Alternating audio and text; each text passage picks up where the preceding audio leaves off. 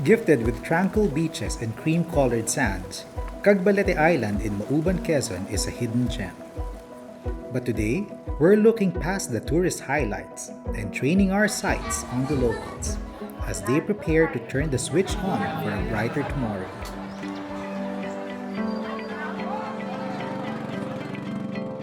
This is clean energy what you have here.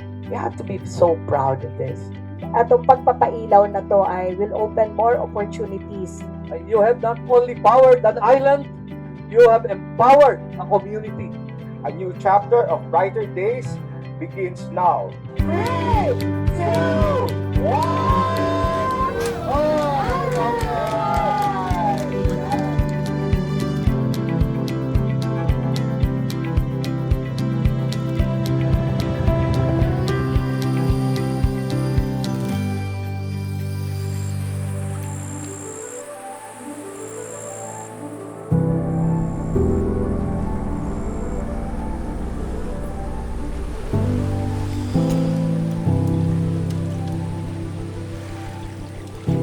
The weather might be gloomy in Cagbalete today.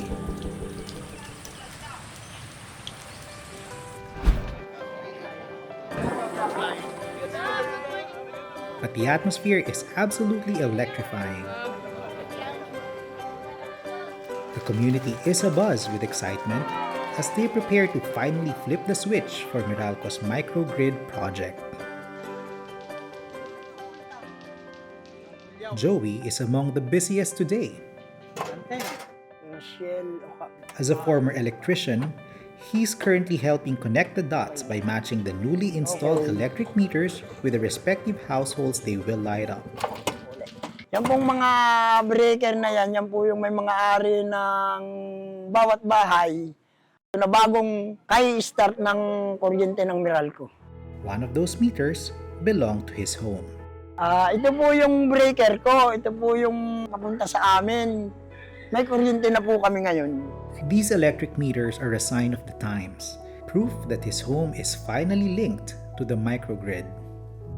Before Meralco's microgrid project reached Cagbalete, Joey and his wife Anisha struggled to keep the lights on in their humble home. Nung una po kami dito ay lampara ang ginagamit. Tapos nagkaroon po ng mga generator. Nakikita po kami kasi paupahan din naman yun. Ang isang gabi po namin noon ay 10 piso isang gabi dahil pinapatay sa araw yung generator. Umabot ng 25, umabot ng 50 isang gabi. Napakamahal nga po eh. Kasi ang gamit lang namin namang ilaw ay ito lang at saka electric fan. With the microgrid in place, Joey expects his electricity bill to go down to 300 pesos a month. He used to spend 1,500 pesos monthly for electricity. Dahil ako po naman nakakaintindi din ng kaunting electrician, ay ang pagkakaalam ko sa Meralco, kung gagamit kami dito at sarili kong kontador, ay baka hindi pa po kami bumayad ng 300 piso. Ay ngayong araw po, ay kami po ay nag-start na yung Meralco, ay di kami po ay sarili na yung kuryente namin. Wala na po kami problema.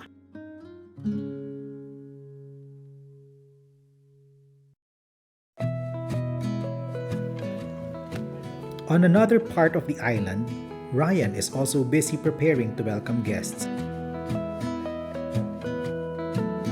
Before being plugged into the microgrid, keeping the lights on at the resort wasn't easy.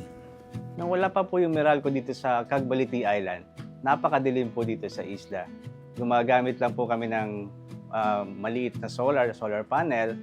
Tapos pinaka-main source po ng aming kuryente is diesel generator. So habang lumalaki po yung resort, kailangan namin mag-increase ng mga villas, mga houses. So kailangan namin mag-purchase again ng mas malaking generator para ma-sustain namin yung additional power na requirement ng mga rooms. Una-una is maingay ang generator.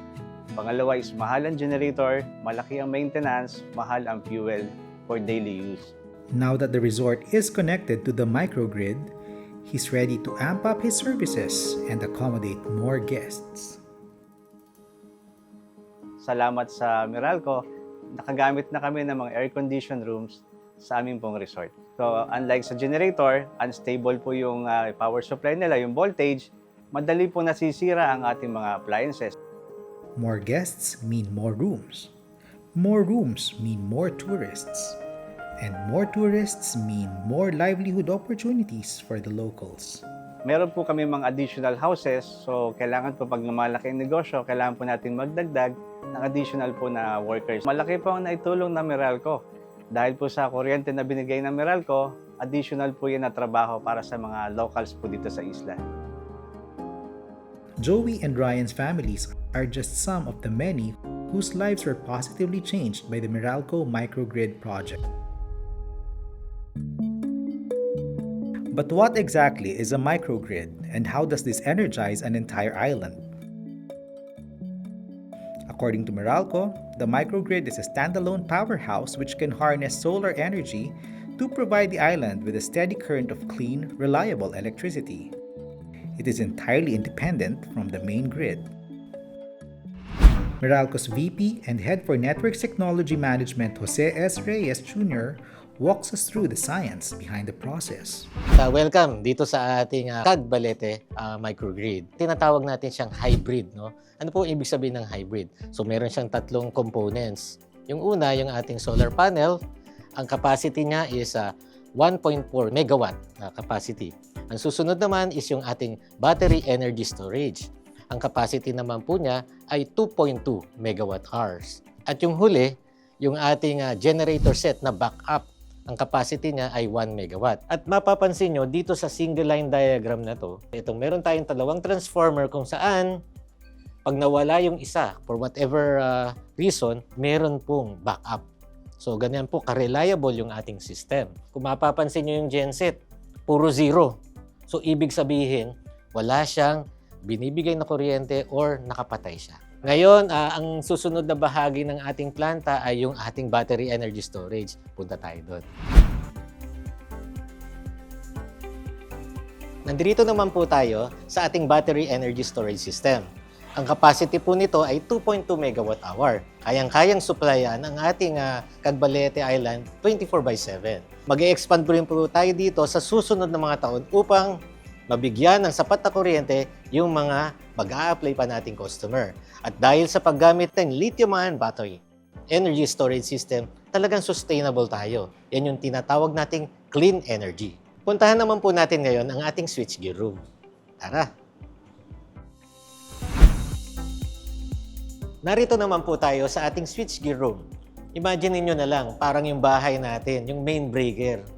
Ito po ang katumbas nun dito sa ating microgrid. Just in case magka-problema sa linya, ito po ang magbibigay ng proteksyon sa ating mga consumers. No? At kung mapapansin nyo nga pala, napakaluwag ng ating switchgear room.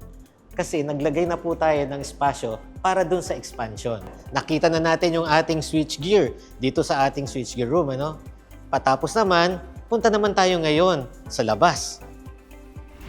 Nandirito na tayo sa ating solar panel, yung ang renewable source ng ating kuryente. Makikita natin yung ating solar panel arrays. Mapapansin nyo, napakalawak at napakarami ng ating solar panel para mabigyan ng kuryente ang ating mga residente dito.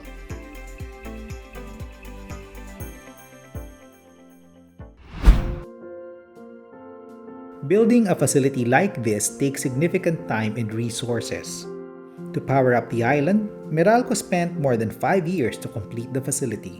Unang-una kasi dapat mayroon kang alignment in terms of the government policy at saka in terms of regulation. Itong success ng Cagbalete project is not only about the success of Meralco, but basically, this is a success born out of that very close collaboration and partnership between the private utilities like Meralco and the government, Department of Energy, National Power Corporation, and Energy Regulatory Commission. So we had to wait for this RA 11646.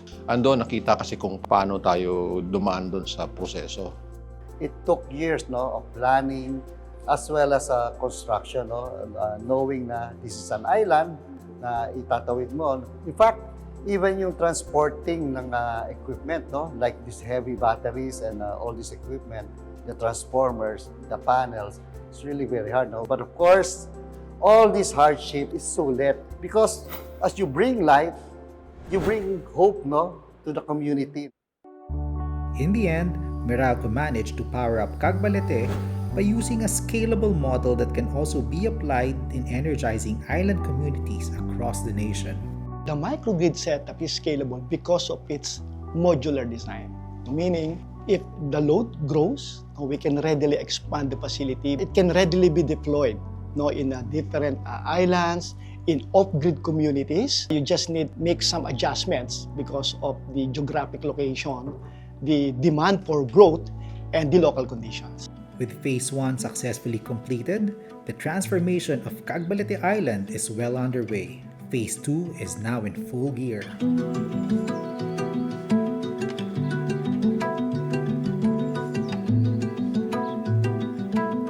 This excites the teachers at Cagbalete Uno Annex Elementary School. With Phase 2 in place, the school will soon be plugged into the microgrid. Nabigyan na ng kuryente yung first batch at kami na yung kasunod. So excited kami doon at nang sa ganon, syempre mapagana na natin lahat ng mga kagamitan or the effective instruction of our students. Teachers can finally unplug that noisy generator. Ang generator po namin ay hindi namin magamit sa araw dahil maingay. And at the same time ay very distracting doon sa mga bata na kalapit ng classroom. And no one ever has to worry about fluctuating electricity. So yung mga teachers, alam din nila kung paano gamitin ito. So bukod sa pagtuturo, kailangan aware din tayo kung paano humanap ng paraan para mabigyan, especially ng kuryente, ang ating classroom. Computers that once gathered dust are now ready to be turned on. We are recipients of donation of GSIS. These are batches of desktop computers na syempre excited kami na mapagana ito once andyan na yung Meralco para naman yung mga bata magkaroon ng hands-on sa computer. Ultimately, Meralco's microgrid project will not only energize homes and schools, it is bound to change the lives of the people living on Cagbalete Island. Ito'y isang malaking bagay rin po sa aking mga kabarangay kasi magdagdag income po ito at gawa ng pwede nang magkaroon sila ng negosyo sa yelo dahil magkakaroon na ng fully operation ang Meralco, bawat resort na magkakaroon na ng aircon. At yun po ay nakikita kong isang malaking bagay na magiging maunlad ang aking barangay. We commit to being a steadfast partner in ensuring that this microgrid is protected, sustained, and maximized for the benefit of our people.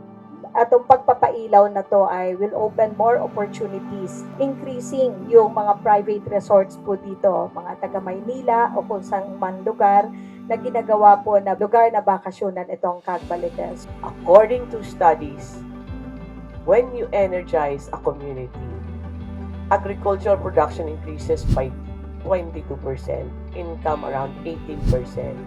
Improvement yan ng health and also on education because they have longer hours. And to Meralco, you have set a shining example for the entire energy sector. May the light you bring to Cagbalete inspire us all to work harder to energize the entire Philippines. Cagbalete is part of our franchise, and the fact that it remains unenergized, parang sa amin sa Meralco, that would mean parang kakulangan on our part to fulfill our franchise obligation. We would like to support the government's electrification agenda. That is 100% electrification. And kami, talagang determined kami na by 2028, walang customer within the Meralco franchise na walang ilaw, walang kuryente. So, that's our mission, 100% electrification. And there are sprouting communities everywhere, particularly in the island, because of tourism. People go to the island for recreation. They need, first and foremost, electricity. Okay. Microgrid is the better solution for electrification for island communities. It is very important for the community, for the children, even in the far-flung islands, to have access to education, to have access to information, and of course, access to the facilities that will be brought about by this project.